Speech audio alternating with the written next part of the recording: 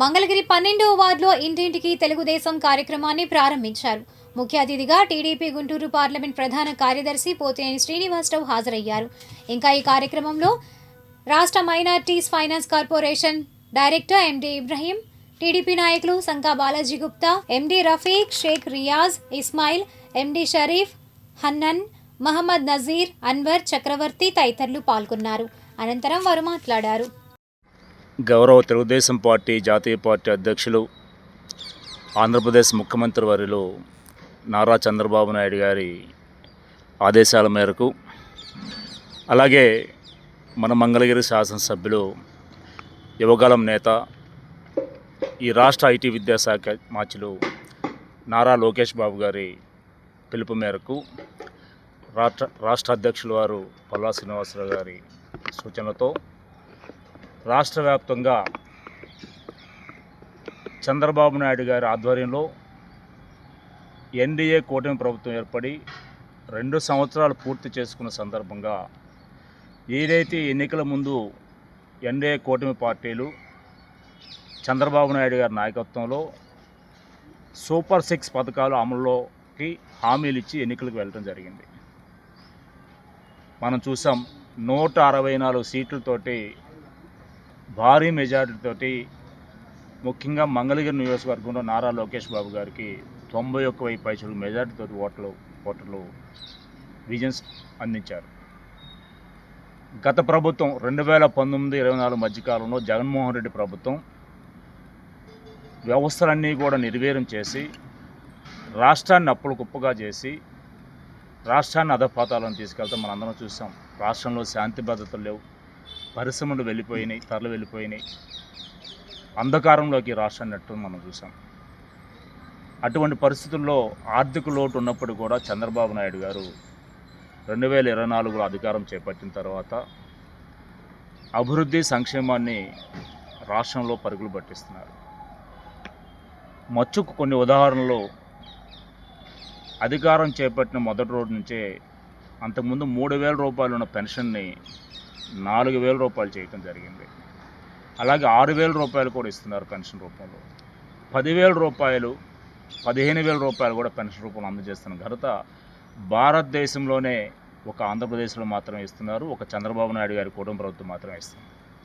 అలాగే తల్లికి వందనం పథకం కింద చదువుకునే విద్యార్థులందరికీ కూడా ఆ కుటుంబంలో ఎంతమంది పిల్లలు ఉంటే అంతమంది పిల్లలకు కూడా గత సంవత్సరం మరలా ఈ సంవత్సరం కూడా 15,000 రూపాయలు చొప్పున, గత సంవత్సరం 10,000 కోట్ల రూపాయలు, ఈ సంవత్సరం 10,120 కోట్ల రూపాయలు, 20,000 కోట్ల పైచిలుకు నిధుల్ని విద్యార్థుల కోసం వెచ్చించడం జరిగింది.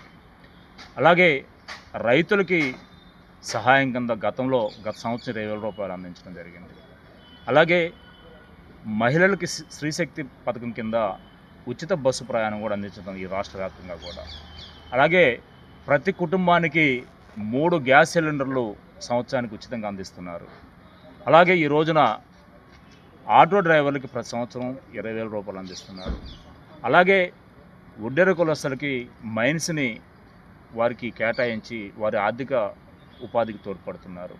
మత్స్యకారులకు ప్రతి సంవత్సరం 20,000 రూపాయలు అందజేస్తున్నారు.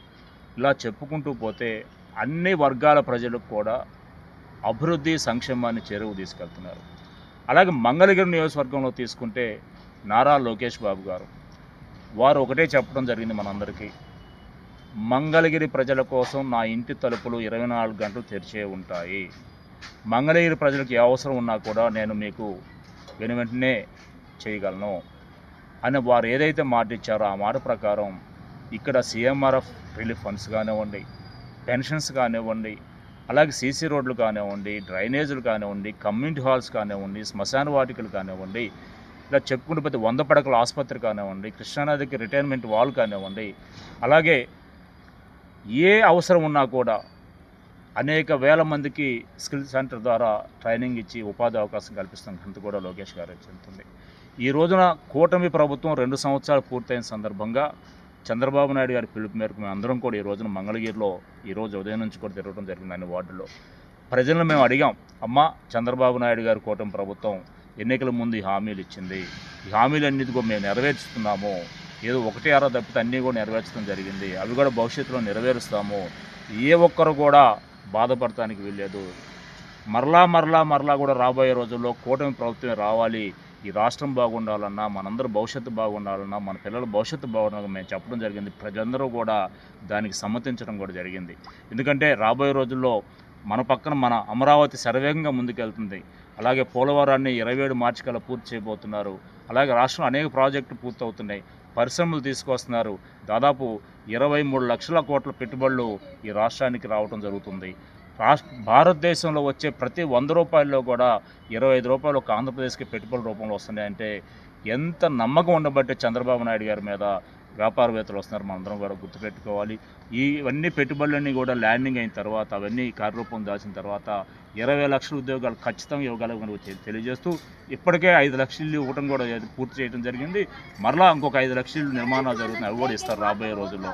మంగళగిరిలో చూసుకుంటే ఏదైతే నారా లోకేష్ బాబు గారు 20,000 కుటుంబాలకి ఇల్లు, ఇంటి స్థలాలు ఇస్తా అని చెప్పి హామీ ఇచ్చారు. హామీలో భాగంగా గత సంవత్సరం 3,000 మందికి ఇవ్వడం జరిగింది. ఈ సంవత్సరం 3,000 మందికి ఇవ్వడం జరిగింది.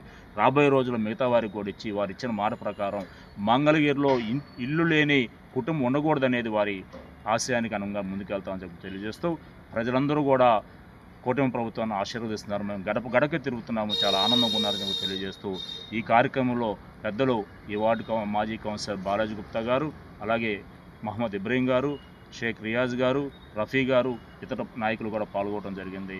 చాలా మంచి కార్యక్రమం. మేము వెళ్తుంటే గడప గడప కూడా చాలా ఆనందంగా ఉంది మాకు అని చెప్పి కూడా తెలియజేస్తాం.